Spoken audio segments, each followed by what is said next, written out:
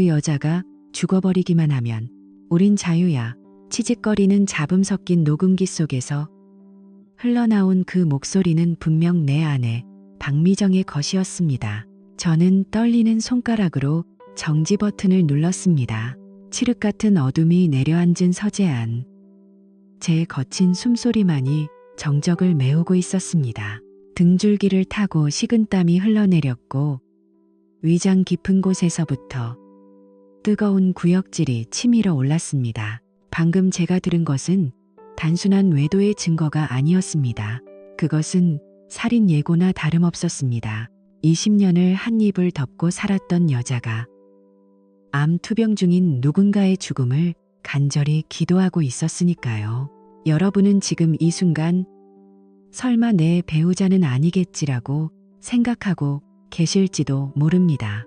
하지만 장담컨대 제가 겪은 이 공포는 그 누구의 상상력으로도 만들어낼 수 없는 잔혹한 현실이었습니다. 만약 여러분이 부부간의 의리나 사랑을 믿고 있다면 지금부터 제가 들려드릴 이야기는 그 믿음을 산산조각 낼지도 모릅니다. 단 2분만 투자해서 이 이야기를 들어보십시오. 왜 제가 두 아이의 엄마이자 현모양처로 불리던 제 아내를 인간의 탈을 쓴 악마라고 부를 수밖에 없었는지 그 충격적인 진실을 목격하게 되실 겁니다. 저는 50살을 갓 넘긴 평범한 가장 김도연입니다. 제 인생은 지루할 정도로 평탄했습니다. 직장에서 성실히 일하고 주말이면 집에서 아이들과 시간을 보내는 것이 유일한 낙인 그런 남자였죠. 제 아내 박미정 역시 누구보다 가정적인 사람이었습니다. 적어도 제 눈에는 그렇게 보였습니다. 하지만 그 완벽해 보이던 행복은 철저하게 연출된 연극 무대와 다름없었다는 것을 저는 너무 늦게 깨달았습니다. 다시 녹음기를 주머니 깊숙이 찔러 넣었습니다. 차가운 금속의 감촉이 허벅지에 닿자 소름이 돋았습니다. 저는 억지로 입꼬리를 올리며 거실 문을 열었습니다. 이제 나오세요. 과일 깎아놨어요. 밝은 거실 조명 아래 큰딸 유나와 막내 민준이가 텔레비전을 보며 웃고 있었습니다. 그리고 그 옆에는 방금 전 누군가의 죽음을 바라던 그 목소리의 주인공이 아무 일 없었다는 듯 온화한 미소를 지으며 사과를 깎고 있었습니다. 여보, 안색이 왜 그래? 어디 아파? 아내가 걱정스러운 눈빛으로 저를 쳐다보며 물었습니다. 그 다정한 목소리, 따뜻한 눈빛, 어제까지만 해도 저에게 위로가 되었던 그 모든 것들이 이제는 소름 끼치는 가면처럼 느껴졌습니다. 저 손으로 깎은 사과를 내 입에 넣어주면서 속으로는 다른 남자의 아내가 죽기만을 기다리고 있었다니 저는 당장이라도 소리를 지르며 식탁을 뒤엎고 싶었습니다. 그 위선적인 가면을 벗겨버리고 싶었습니다. 하지만 참아야 했습니다. 아직은 때가 아니었습니다. 제 주머니 속에는 이 가짜 평화를 단번에 끝장낼 폭탄이 들어있었지만 더 확실하게, 더 처절하게 갚아주기 위해서는 냉정해져야만 했습니다. 아니, 그냥 좀 피곤해서 그래. 저는 떨리는 목소리를 감추며 대답했습니다.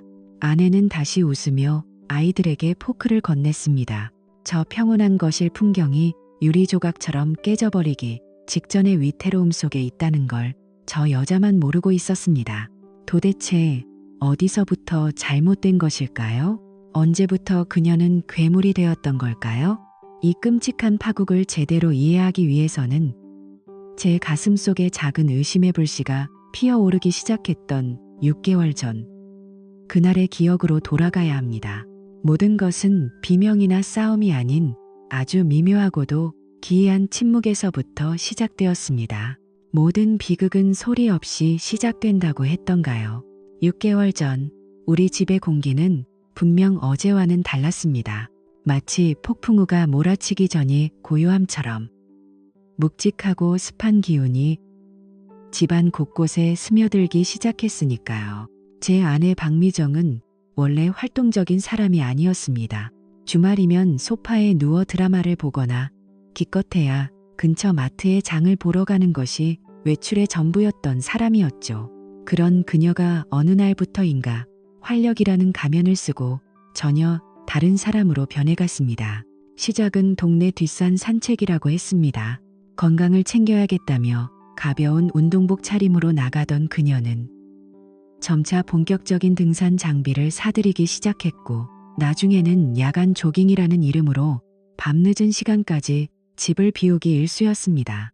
처음에는 저도 아내의 변화를 반겼습니다. 무기력해 보이던 아내가 생기를 되찾는 것 같아 보였으니까요. 하지만 그 변화 속에 숨겨진 묘한 위화감을 감지하는 데는 그리 오랜 시간이 걸리지 않았습니다. 가장 먼저 저를 자극한 것은 후각이었습니다. 3시간이 넘는 등산을 하고 돌아왔다는 아내에게서 땀 냄새는 전혀 나지 않았습니다. 오히려 현관문을 열고 들어오는 그녀에게서는 고급 호텔 사우나에서나 맡을 법한 낯선 바디워시 향기와 은은하지만 분명히 의도적으로 뿌린 듯한 꽃향기, 계열의 향수 냄새가 났습니다. 여보, 땀 냄새가 하나도 안 나네. 운동 힘들지 않았어? 제가 농담처럼 건넨 말에 아내는 과민 반응을 보였습니다. 아, 내려오는 길에 동호회 사람들이랑 사우나 들러서 씻고 왔어. 땀 흘리고 차 타면 찝찝하잖아.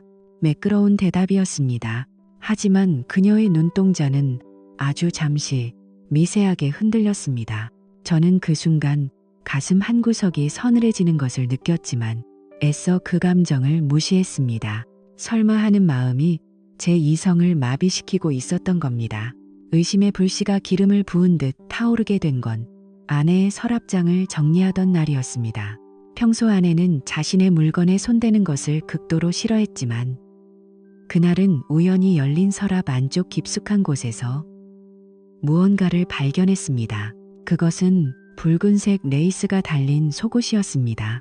결혼 20년 차인 우리 부부 사이에는 더 이상 존재하지 않는, 아니, 적어도 저를 위해서는 절대 입지 않는 종류의 것이었습니다.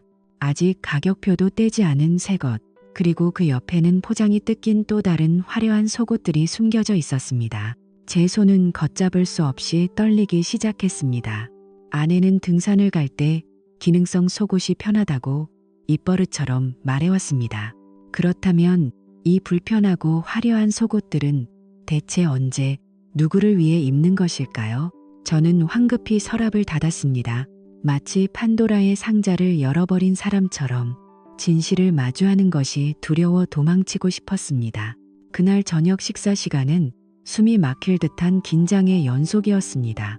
아내는 여느 때와 다름없이 식탁에 앉았지만 그녀의 온 신경은 식탁 위에 엎어둔 휴대폰에 쏠려 있는 듯했습니다. 오늘 저녁 국이 좀 짜네. 제가 침묵을 깨보려 던진 말에 아내는 건성으로 대답했습니다. 물 좀 더 부어 먹어. 그녀의 시선은 저를 향하지 않았습니다. 액정이 바닥을 향해 뒤집힌 휴대폰. 밥을 먹는 도중에도 징 하고 진동이 울리면 아내의 젓가락질이 멈칫했습니다. 그녀는 자연스럽게 휴대폰을 집어 식탁 아래로 내린 뒤 확인하고는 다시 아무 일 없다는 듯 밥을 먹었습니다. 예전 같았으면 누구야? 라고 편하게 물었겠지만 그날은 입이 떨어지지 않았습니다. 물어보는 순간 돌아올 거짓말을 감당할 자신이 없었기 때문입니다. 저는 스스로를 타일렀습니다. 내가 너무 예민한 거야. 갱년기라 취미 생활에 빠진 것뿐인데 괜한 의심으로 가정을 망치지 말자. 그렇게 비겁한 합리화로 하루하루를 버텼습니다. 하지만 제 인내심이 한계에 다다른 사건은 주말 아침에 터졌습니다. 큰딸 유나가 모처럼 밝은 얼굴로 아내에게 다가갔습니다. 엄마, 이번 주말에 나랑 백화점 가서 운동화 좀 봐주라. 친구들이랑 놀러 가기로 했는데 신을 게 없어. 사춘기라 엄마와 서먹했던 딸이 모처럼 용기를 내어 건넨 데이트 신청이었습니다. 하지만 아내는 거울 앞에서 화장을 고치느라 여념이 없었습니다. 평소 등산을 간다던 사람치고는 너무나 공들인 화장이었습니다. 엄마, 오늘 등산 모임, 정기 산행 있는 날이야. 중요한 날이라 빠질 수 없어. 아빠한테 사달라고 해. 아내의 목소리에는 일말의 미안함도 없었습니다. 엄마는 맨날 등산. 지난주에도 나 학원 픽업 못 온다고 했잖아. 도대체 등산이 나보다 중요해? 유나의 목소리가 높아졌습니다. 저도 참지 못하고 한마디 거들었습니다. 여보, 애가 모처럼 같이 가자는데 이번 한 번만 빠지면 안 돼? 당신 요즘 주말마다 나가서 얼굴 보기도 힘들잖아. 아내는 립스틱을 신경질적으로 내려놓으며 저를 쏘아붙였습니다. 당신까지 왜 이래? 내가 뭐 나쁜 짓 하러 가? 건강 챙기러 간다잖아. 집에만 박혀서 살림만 하던 내가 좀 나가서 활력 좀 찾겠다는데 그게 그렇게 꼴보기 싫어. 당신은 평소에 애들 신경도 안 쓰더니 이럴 때만 좋은 아빠 코스프레야. 적반하장이었습니다.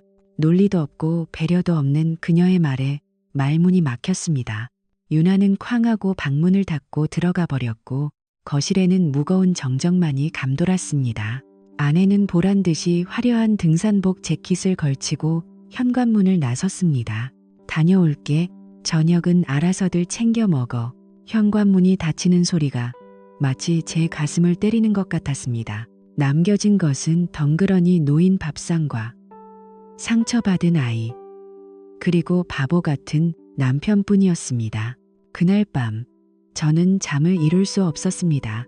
자정이 넘어서야 들어온 아내는 피곤하다며 씻지도 않고 침대에 누웠습니다. 창문 틈으로 들어온 달빛이 아내의 등을 비췄습니다. 20년을 함께 살아온 내 아이들의 엄마인 여자의 등. 하지만 그 순간 제 눈에 비친 것은 낯선 타인의 뒷모습이었습니다. 이불 속에서 그녀의 휴대폰 불빛이 새어나왔습니다. 그녀는 제가 잠든 줄 알고 있는 모양이었습니다. 타닥타닥 숨죽여 자판을 두드리는 소리, 그리고 이내 작게 새어나오는 웃음소리. 그 쓴거리는 그 웃음소리가 제 심장을 난도질했습니다. 내 앞에서는 그렇게 차갑던 사람이 저 작은 화면 속 누군가에게는 저렇게 다정한 웃음을 보이고 있었습니다. 저는 눈을 감았습니다. 인정해야만 했습니다. 내 아내는 지금 다른 곳에 있다. 몸은 여기 있지만 마음은 이미 이 집을 떠나 다른 누군가에게 가 있다는 것을요. 더 이상 설마라는 단어로 도망칠 곳은 없었습니다. 그때 제 머릿속을 스치는 한 사람이 있었습니다. 유일하게 내 속마음을 털어놓을 수 있는 친구, 태수였습니다. 그리고 마치 운명의 장난처럼 며칠 뒤 제 휴대폰이 울렸습니다. 태수였습니다. 그가 보낸 메시지 하나가 제 인생을 송두리째 뒤흔들 폭풍의 서막이 될 줄은 꿈에도 모른 채 말입니다. 태수에게서 온 메시지 알림음이 울렸을 때 제 심장은 이미 불길한 예감으로 요동치고 있었습니다. 떨리는 손가락으로 잠금 화면을 풀자 카카오톡 대화방에는 아무런 설명 없이 사진 한 장이 전송되어 있었습니다. 사진을 다운로드하는 그 짧은 로딩 시간이 마치 영겁의 세월처럼 느껴졌습니다. 그리고 마침내 화면에 선명한 이미지가 떴을 때 저는 숨을 쉴 수가 없었습니다. 북한산 국립공원 입구 표지석 앞 등산복 차림의 아내가 환하게 웃고 있었습니다. 제가 지난 10년 동안 단 한 번도 보지 못했던 생기 넘치고 사랑스러운 미소였습니다. 하지만 제 시선을 얼어붙게 만든 건 그녀의 미소가 아니었습니다. 아내의 허리를 감싸고 있는 낯선 남자의 손, 그리고 그 남자 쪽으로 몸을 바짝 기댄 아내의 자연스러운 포즈였습니다. 두 사람의 거리는 단순한 동호회 회원이라고 하기에는 지나치게 가까웠고 서로를 바라보는 눈빛에는 끈적한 욕망이 서려 있었습니다. 도연아, 이거 형수님 맞지? 우리 회사 김대리가 저번 주에 등산 갔다가 우연히 찍은 건데 긴가민가해서 나한테 먼저 보낸 거야. 뒤이어 도착한 태수의 메시지가 확인 사살을 했습니다. 머릿속이 하얗게 변했다가 이내 붉은 분노로 물들었습니다. 손에 쥔 휴대폰을 벽에 집어던지고 싶은 충동을 억누르며 저는 사진 속 남자의 얼굴을 확대했습니다. 훤칠한 키에 호감형 인상. 아내보다 한두 살 많아 보이는 그 남자는 여유로운 표정으로 아내를 내려다보고 있었습니다. 더 이상 추측은 무의미했습니다. 이제 필요한 건 확실한 물증, 그리고 제 두 눈으로 확인하는 과정뿐이었습니다. 저는 다음날 회사에 연차를 냈습니다. 그리고 평소 아내가 타고 다니는 제 명의의 차 대신 렌터카 업체에서 가장 흔해 보이는 회색 소나타 한 대를 빌렸습니다. 혹시라도 아내가 제 차 번호를 알아볼까봐 치밀하게 준비한 것이었죠. 모자와 마스크로 얼굴을 가린 채 저는 아내가 말한 야간 등산 모임 장소인 공영 주차장 구석에 차를 대고 잠복을 시작했습니다. 차 안의 공기는 무겁고 탁했습니다. 제 심장 박동 소리가 귀를 때릴 만큼 크게 울렸습니다. 오후 7시가 조금 넘었을 때였습니다. 익숙한 아내의 차가 주차장으로 들어왔습니다. 그리고 조수석에서 아내가 내렸습니다. 그녀는 주위를 두리번거리는가 싶더니 곧이어 도착한 검은색 SUV 차량으로 잽싸게 옮겨 탔습니다. 사진 속 그 남자, 이상훈의 차였습니다. 그들은 등산로 입구가 아닌 시내 쪽으로 핸들을 꺾었습니다. 등산 간다더니 입안이 바짝바짝 말랐습니다. 저는 그들의 차와 적당한 거리를 유지하며 뒤를 쫓았습니다. 마치 첩보 영화의 한 장면 같았지만 현실은 비참하고 구역질 나는 삼류 치정극이었습니다. 그들의 차는 시내를 벗어나 교외의 한적한 가든 식당으로 들어갔습니다. 주차장에 차가 멈추고 두 사람이 내렸습니다. 아내는 남자의 팔짱을 자연스럽게 끼웠고 남자는 아내의 머리카락을 쓸어 넘겨주었습니다. 그 모습을 지켜보는 제 손은 핸들을 부서뜨릴 듯 꽉 쥐고 있었습니다. 저는 그들이 들어간 식당이 잘 보이는 맞은편 카페 창가 자리에 자리를 잡았습니다. 망원 렌즈가 달린 카메라 따위는 없었지만 휴대폰 카메라 줌을 최대한 당겨 그들의 모습을 화면에 담았습니다. 창가 자리에 앉은 두 사람은 식사 내내 서로의 입에 음식을 넣어주고 손을 잡고 귓속말을 나누며 낄낄거렸습니다.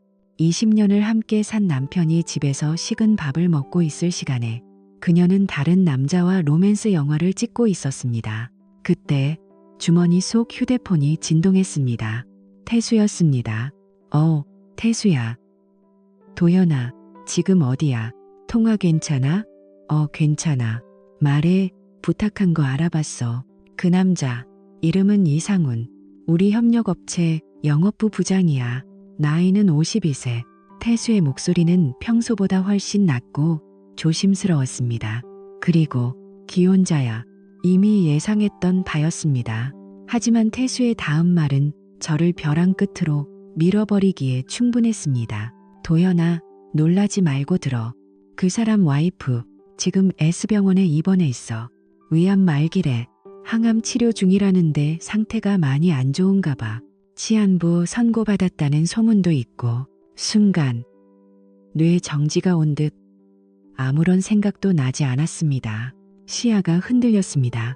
저기 창가 너머로 보이는 제 아내에게 고기를 썰어주며 환하게 웃고 있는 저 남자의 아내가 지금 병실에서 죽어가고 있다는 말이었습니다. 뭐라고? 나도 처음엔 잘못 안 줄 알았는데 확인해보니까 맞아. 그 새끼 와이프 병간호한다고 회사에 휴직계 내놓고 지금 형수님이랑 그러고 돌아다니는 거야. 구역질이 왈칵 쏟아졌습니다. 이것은 단순한 외도가 아니었습니다. 배신을 넘어선 인간이기를 포기한 짐승들의 짓거리였습니다. 죽어가는 아내를 병원에 두고 다른 여자와 히히덕거리는 남자나 그 사실을 알면서도 혹은 몰랐다 하더라도 유부남을 만나는 그 남자의 품에 안겨있는 제 아내나 둘 다 똑같은 괴물들이었습니다. 저는 전화를 끊고 멍하니 그들을 바라보았습니다. 분노가 차갑게 식어내리며 날카로운 사리로 변해갔습니다. 식사를 마친 두 사람이 자리에서 일어났습니다. 그들은 식당을 나와 다시 차에 탔고 이번에는 망설임 없이 근처에 있는 무인 모텔촌으로 향했습니다. 화려한 네온 사인이 번쩍이는 모텔 입구로 그들의 차가 빨려 들어가는 것을 보면서 저는 더 이상 따라가지 않았습니다. 볼 만큼 봤고 알 만큼 알았으니까요. 대신 저는 차를 돌려 집으로 향했습니다. 운전하는 내내 태수의 말이 머릿속을 맴돌았습니다. 말기암, 시한부, 그리고 그 순간 며칠 전 아내가 베란다에서 통화하며 했던 말이 불현듯 떠올랐습니다. 걱정 마세요. 곧 정리될 거예요. 그때는 그저 저와의 이혼을 의미하는 줄 알았습니다. 하지만 이상훈의 아내가 시한부라는 사실을 알게 된 지금 그 말은 전혀 다른 섬뜩한 의미로 다가왔습니다. 설마 그들이 기다리고 있는 정리라는 것이 이혼 서류에 도장을 찍는 게 아니라 누군가의 심장이 멈추는 것을 의미하는 걸까요? 집에 도착한 저는 아무도 없는 어두운 거실에 앉아 아내를 기다렸습니다. 아니, 아내의 가면을 쓴 그 악마를 기다렸습니다. 새벽 2시가 넘어서야 도어락이 해제되는 소리가 들렸습니다. 어머, 당신 안 자고 있었어? 술 냄새를 풍기며 들어온 아내는 거실에 앉아있는 저를 보고 짐짓 놀란 척했습니다. 조금 전까지 모텔 방에서 뒹굴다온 여자의 얼굴이라고는 믿기지 않을 만큼 뻔뻔한 표정이었습니다. 저는 그녀를 쳐다보지 않고 나직하게 물었습니다. 등산은 재미있었어? 응, 뭐 그냥 그랬어. 힘들어 죽겠네. 나 먼저 씻을게. 아내는 황급히 욕실로 도망치듯 들어갔습니다. 샤워기 물소리가 들려오기 시작했습니다. 저는 자리에서 일어나 욕실 문 앞으로 다가갔습니다. 물소리에 묻혀 제 인기척을 느끼지 못한 아내는 콧노래를 흥얼거리고 있었습니다. 그리고 잠시 후 물소리가 잦아들더니 그녀가 누군가와 통화하는 목소리가 희미하게 새어나왔습니다. 이것이 결정적인 증거가 될 것임을 직감한 저는 주머니에 넣어두었던 녹음기를 꺼내들고 문틈으로 바짝 귀를 기울였습니다. 그리고 그곳에서 저는 인간이 내뱉을 수 있는 가장 추악하고 잔인한 기도를 듣게 되었습니다. 그것은 단순한 사랑의 속삭임이 아니라 살인을 공모하는 악마들의 계약이었습니다. 욕실 문틈으로 새어나오는 목소리는 낮고 은밀했습니다. 물소리에 섞여 잘 들리지 않았지만 저는 숨조차 쉴 수 없는 긴장감 속에서 휴대폰 녹음 버튼을 눌렀습니다. 붉은색 녹음 표시가 깜빡이는 화면을 보며 저는 제 귀를 의심해야만 했습니다. 그래서 의사는 뭐래? 가망이 없는 거야? 아내의 목소리였습니다. 평소 아이들에게 밥 먹었니? 숙제 다 했니? 라고 묻던 그 다정한 톤으로 누군가의 생사를 묻고 있었습니다. 수술 날짜는 잡혔어. 그런데 워낙 상태가 안 좋아서 장담할 수 없대. 솔직히 말하면 의사들도 반반이라고 보고 있어. 수화기 넘어 남자의 목소리가 스피커폰을 통해 작게 들려왔습니다. 이상훈이었습니다. 그럼 만약에 수술이 잘못되면 오히려 우리한테는 더 잘된 일일 수도 있잖아. 안 그래? 짧지만 영원처럼 느껴지는 침묵이 흘렀습니다. 제 심장이 쿵쿵거리며 귓가를 때렸습니다. 설마 하며 부정하고 싶었던 최악의 대답이 들려왔습니다.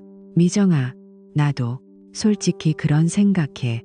차라리 수술실에서 영영 깨어나지 않는 게 그 사람을 위해서도 우리를 위해서도 낫지 않을까 하고 자기 마음 알아. 나도 그래. 우리 조금만 더 참자. 곧 자유로워질 거야. 그 순간 저는 다리에 힘이 풀려 주저앉을 뻔했습니다. 손에 쥐고 있던 휴대폰이 미끄러질 듯 위태롭게 떨렸습니다. 이것은 불륜이 아니었습니다. 이것은 살인 공모나 다름없었습니다.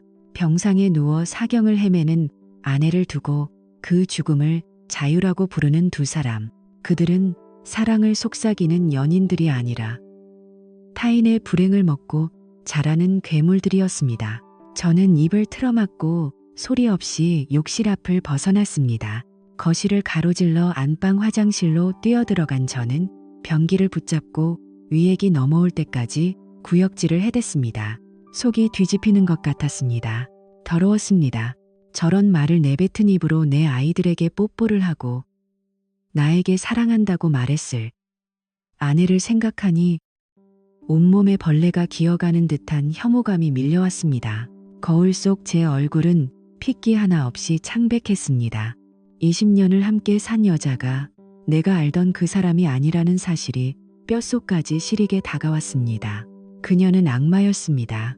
사람의 탈을 쓴 아주 교활하고 잔인한 악마.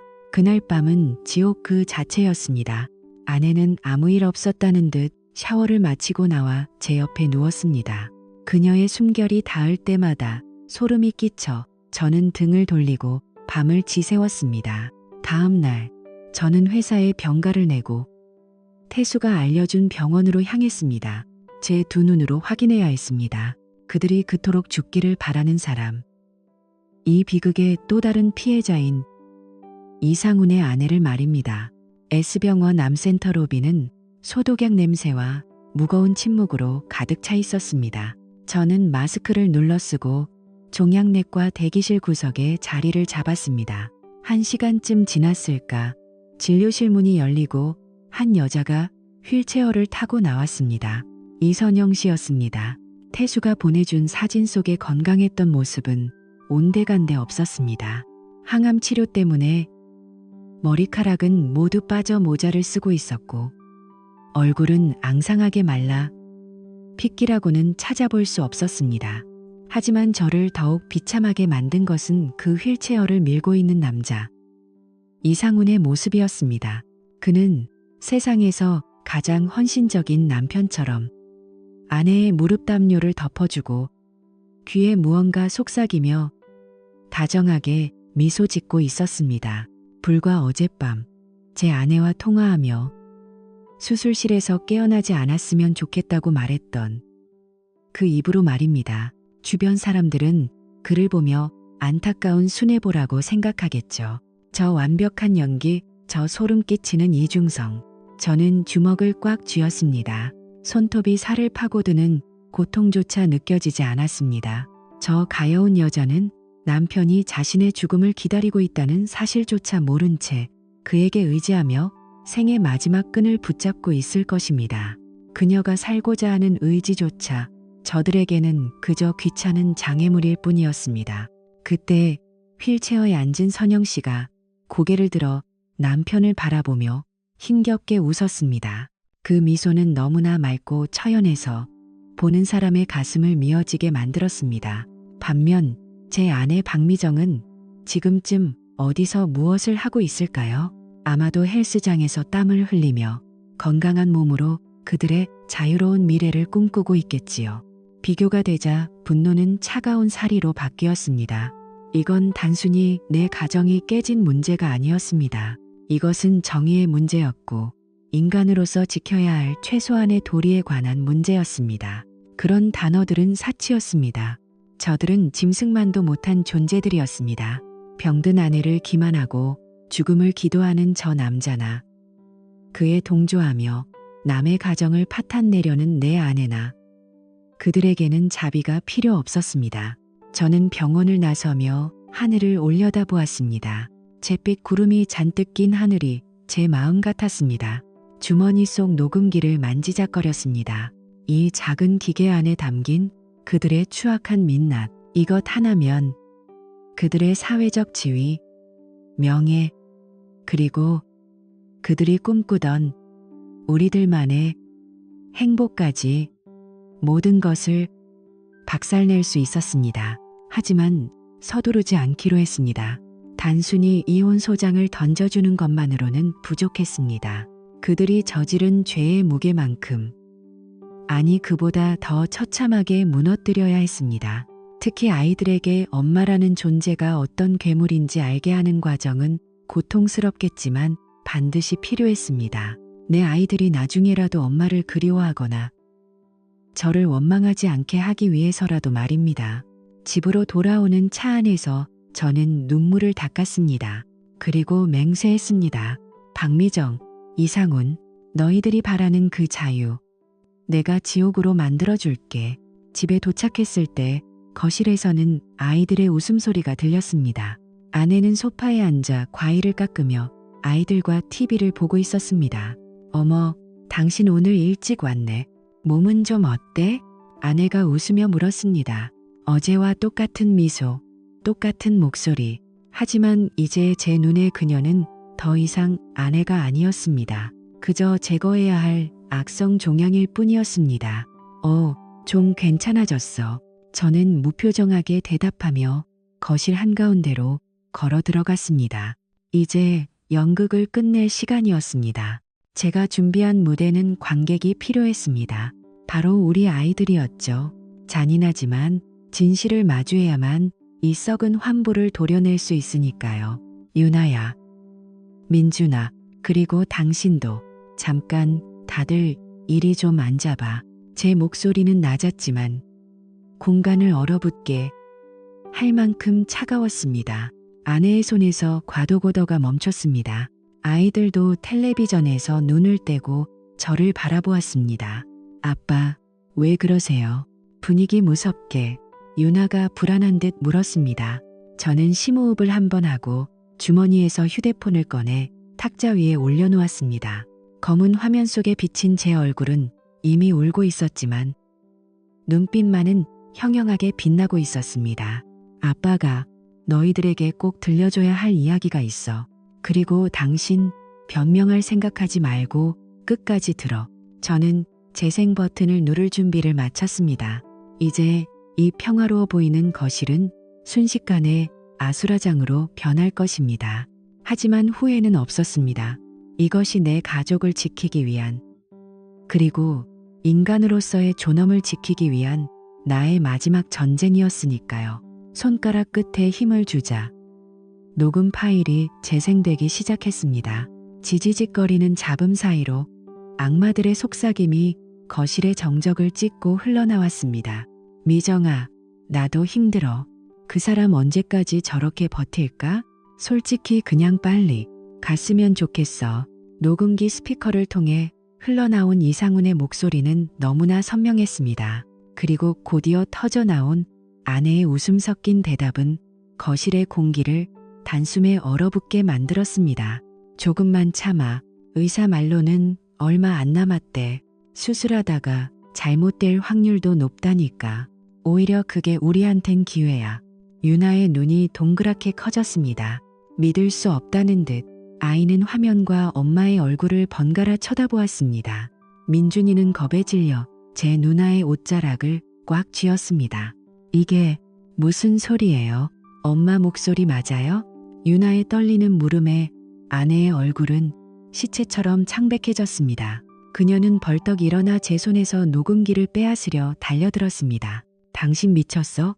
애들 앞에서 뭐 하는 짓이야? 이리 내놔. 저는 거칠게 아내의 손을 뿌리쳤습니다. 그녀는 비틀거리며 소파에 주저앉았고 저는 아이들을 향해 단호하게 말했습니다. 똑똑히 들어. 너희 엄마가 밖에서 만나는 아저씨랑 무슨 이야기를 하고 다녔는지. 저 아저씨 부인이 지금 병원에서 많이 아파. 그런데 너희 엄마는 그분이 돌아가시길 바라고 있었어. 그래야 저 아저씨랑 마음 편히 만날 수 있다고. 유나야, 민준아, 엄마 말 들어봐. 이건 아빠가 조작한 거야. 아빠가 엄마 미워해서 꾸며낸 거라고. 아내는 악을 쓰며 발악했습니다. 하지만 이미 엎질러진 물이었습니다. 유나는 귀를 막으며 고개를 저었습니다. 거짓말. 엄마가 어떻게 사람이 죽길 바랄 수가 있어. 그게 사람이 할 짓이야? 유나의 눈에서 굵은 눈물방울이 뚝뚝 떨어졌습니다. 평소 엄마를 누구보다 따르던 딸의 경멸 어린 눈빛에 아내는 처음으로 당황한 기색을 보였습니다. 유나야, 그게 아니라 엄마가 너무 힘들어서 아빠가 엄마를 너무 외롭게 하니까. 핑계 대지 마. 아빠가 외롭게 하면 다른 아저씨 만나서 사람 죽으라고 빌어도 되는 거야? 그게 엄마가 우리한테 가르쳐준 도덕이야? 유나의 비명에 가까운 외침이 거실을 울렸습니다. 민준이는 소리내어 엉엉 울기 시작했습니다. 아내는 아이들에게 다가가려 했지만 유나는 동생을 감싸 안으며 뒷걸음질 쳤습니다. 오지 마. 엄마 무서워. 괴물 같아. 괴물. 자식에게 듣는 그 한마디가 얼마나 뼈아픈지 아내의 표정이 일그러졌습니다.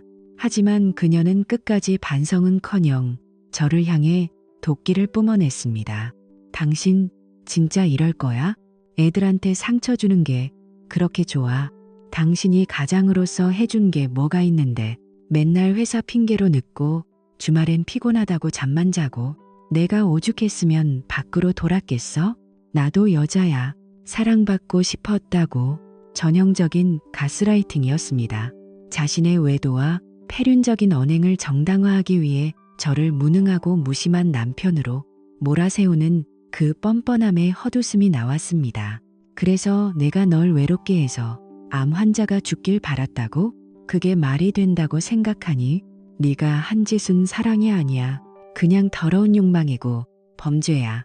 저는 차갑게 쏘아붙였습니다. 이제 그만 나가. 이 집에서, 그리고 우리 인생에서 너 같은 사람하고는 단 1분 1초도 같이 숨쉬고 싶지 않아. 나가라고? 내가 왜? 이 집 내 명의도 있어. 그리고 애들은 어쩔 건데? 당신 혼자 애들 키울 수 있을 것 같아. 법정에서 보자. 내가 가진 증거들, 그리고 네가 방금 한 짓들, 판사가 보면 아주 좋아하겠네. 꿈도 꾸지 마. 애들도 널 거부하고 있어.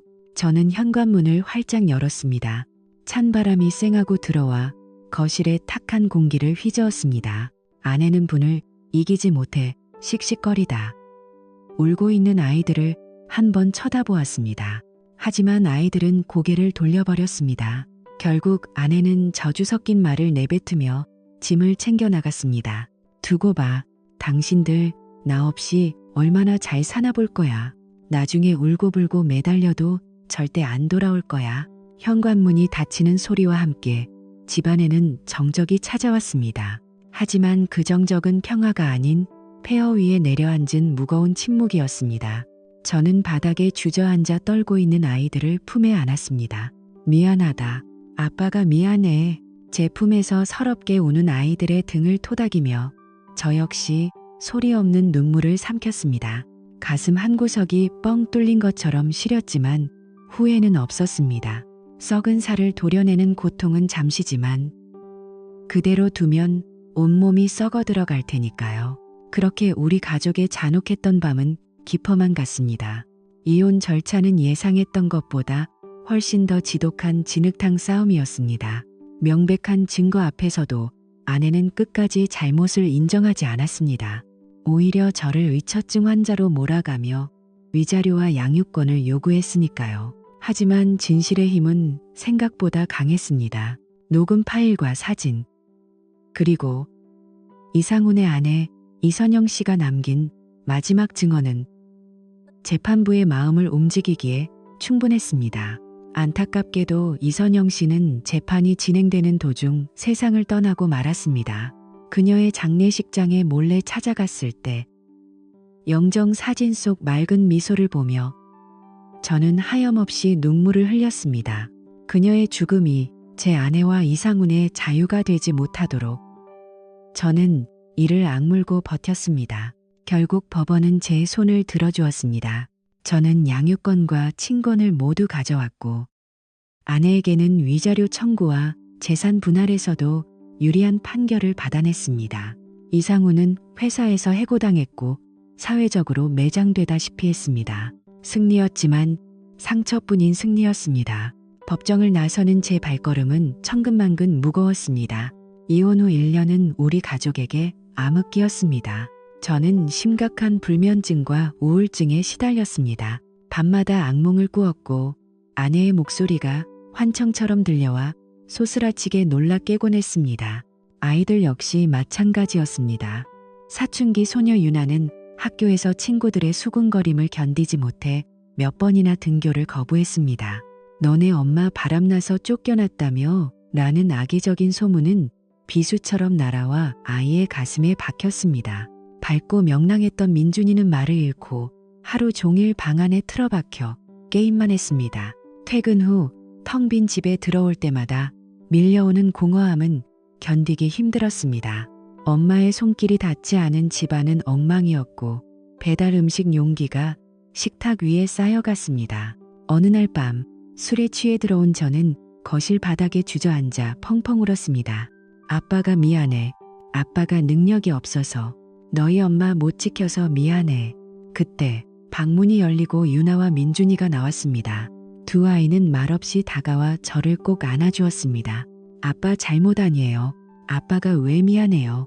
우리가 있잖아요. 유나의 그 한마디가 제 무너진 마음을 다시 일으켜 세웠습니다. 그날 밤 우리 셋은 서로를 부둥켜 안고 밤새 울었습니다. 그리고 그 눈물 속에서 우리는 다시 살아갈 힘을 얻었습니다. 시간은 더디지만 확실하게 우리를 치유해 주었습니다. 3년이라는 시간이 흘렀습니다.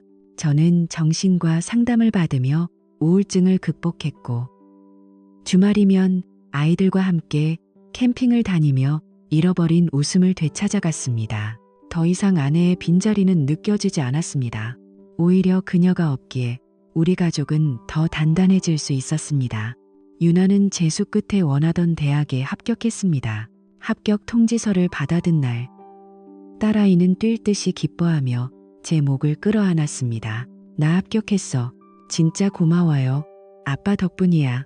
민준이도 예전의 활달한 모습을 되찾아 학교 축구부 주장이 되었습니다. 땀범벅이 되어 운동장을 누비는 아들의 모습을 볼 때마다 저는 가슴이 벅차올랐습니다. 우리는 이제 압니다. 비록 완벽한 형태의 가족은 아닐지라도 서로를 믿고 의지하는 마음만 있다면 그 어떤 시련도 이겨낼 수 있다는 것을요. 폭풍우가 지나간 자리에 더 단단한 뿌리가 내리듯 우리 가족은 아픔을 딛고 다시 일어섰습니다. 그리고 어느 화창한 봄날, 유나가 조심스럽게 말을 꺼냈습니다.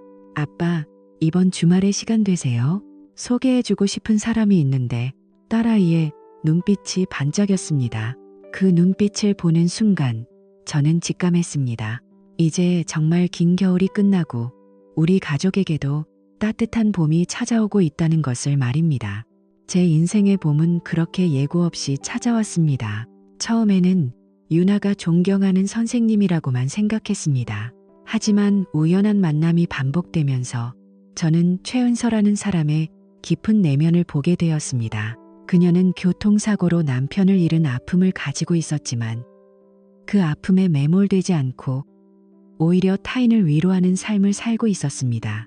도연 씨, 상처는 극복하는 게 아니라 품고 살아가는 거래요. 흉터가 남는 건 부끄러운 게 아니에요. 우리가 치열하게 살아남았다는 증거니까요.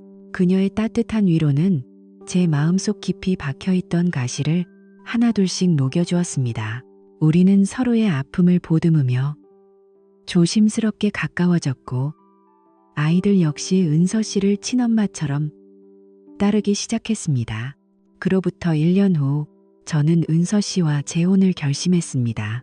화려한 결혼식 대신 가족끼리 모여 조촐한 식사를 하는 것으로 약속을 맺었지만 그 어떤 결혼식보다 행복했습니다. 하지만 운명은 얄깨게도 마지막 시험을 남겨두고 있었습니다. 우리가 재혼을 앞두고 있던 어느 여름날 초인종이 울렸습니다. 인터폰 화면을 확인한 저는 순간 얼어붙고 말았습니다. 3년 전 우리 가족을 버리고 떠났던 박미정이 문 앞에 서 있었습니다. 문을 열자 초라한 몰골의 박미정이 보였습니다. 화려했던 명품 옷과 가방은 온데간데 없고 낡은 티셔츠에 헝클어진 머리를 한 그녀는 제가 알던 그 당당한 여자가 아니었습니다. 여보, 아니, 도연 씨. 그녀의 목소리는 떨리고 있었습니다. 무슨 일이야? 여긴 왜 왔어? 제 목소리는 건조하고 차가웠습니다. 그녀는 눈물을 글썽이며 제 손을 잡으려 했습니다. 저는 반사적으로 손을 뺐습니다. 잘못했어. 내가 미쳤었나 봐. 그 사람, 이상훈 그 자식, 회사에서 잘리고 나서 완전히 딴 사람이 됐어. 나한테 폭력 쓰고 내 돈 다 가져가서 도박으로 날리고 결국 나 버리고 도망갔어. 갈 데가 없어. 제발 한 번만 용서해줘. 그녀는 무릎을 꿇고 애원했습니다. 우리 20년 살았잖아. 애들 엄마잖아. 나 다시 받아주면 진짜 죽은 듯이 살게. 밥하고 빨래하고 식모처럼 살아도 좋으니까. 제발. 그때 거실에 있던 은서 씨와 아이들이 현관으로 나왔습니다. 박미정은 은서 씨를 보더니 눈을 휘둥그레 떴습니다. 누구? 인사해요. 곧 내 아내가 될 사람이야. 제 말에 박미정의 얼굴이 흑빛이 되었습니다. 아내? 당신 재혼해? 어떻게 나한테 이럴 수가 있어? 적반하장도 유분수였습니다. 그녀는 여전히 자신이 피해자인 양 울부짖었습니다. 엄마, 그만해요. 유나가 차갑게 말했습니다. 엄마가 우리 버렸잖아. 아픈 사람 죽으라고 기도하면서 그 아저씨랑 떠났잖아. 이제 와서 갈 데 없으니까 돌아오는 거 너무 비겁하지 않아요? 민준이도 굳은 표정으로 누나 옆에 섰습니다. 돌아가세요. 우리한테 엄마는 3년 전에 죽었어요. 아이들의 단호한 태도에 박미정은 털썩 주저앉아 오열했습니다. 내가 잘못했다. 내가 죽일 년이다. 흑흑. 그녀의 눈물은 후회의 눈물일까요? 아니면 자신의 처지를 비관하는 눈물일까요? 저는 은서 씨의 손을 꼭 잡았습니다. 그리고 마지막으로 그녀에게 말했습니다. 당신이 죽인 건 암 환자가 아니라 바로 내 안에 있던 남편으로서의 김도연이야. 그리고 아이들의 엄마로서의 박미정이고, 죽은 사람은 다시 돌아오지 않아. 당신도 알잖아. 저는 천천히 현관문을 닫았습니다.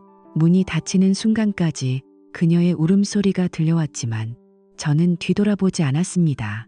굳게 닫힌 문은 과거와의 완벽한 단절을 의미했습니다. 괜찮으세요?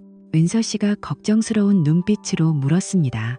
저는 미소를 지으며 고개를 끄덕였습니다. 네, 이제 정말 괜찮습니다. 다 끝났으니까요. 우리는 서로를 마주보며 웃었습니다. 거실 창으로 따사로운 여름 햇살이 쏟아져 들어왔습니다. 그 햇살 아래서 우리 네 식구는 비로소 완전한 평화를 느꼈습니다. 용서는 타인을 위해서가 아니라 나 자신을 위해 하는 것이라고 합니다. 저는 그녀를 용서했습니다. 더 이상 미움이라는 감정으로 제 인생을 낭비하고 싶지 않았으니까요. 하지만 용서가 곧 관계의 회복을 의미하는 것은 아닙니다. 썩은 가지는 잘라내야 새순이 돋아나듯 과거를 끊어내야 비로소 새로운 미래가 시작될 수 있는 법입니다. 지금 저는 제 인생에서 가장 행복한 순간을 살고 있습니다. 그리고 이 행복을 지키기 위해 저는 언제든 단호하게 문을 닫을 준비가 되어 있습니다. 그것이 제가 긴 고통의 터널을 지나오며 배운 진짜 사랑하고 살아가는 방법입니다.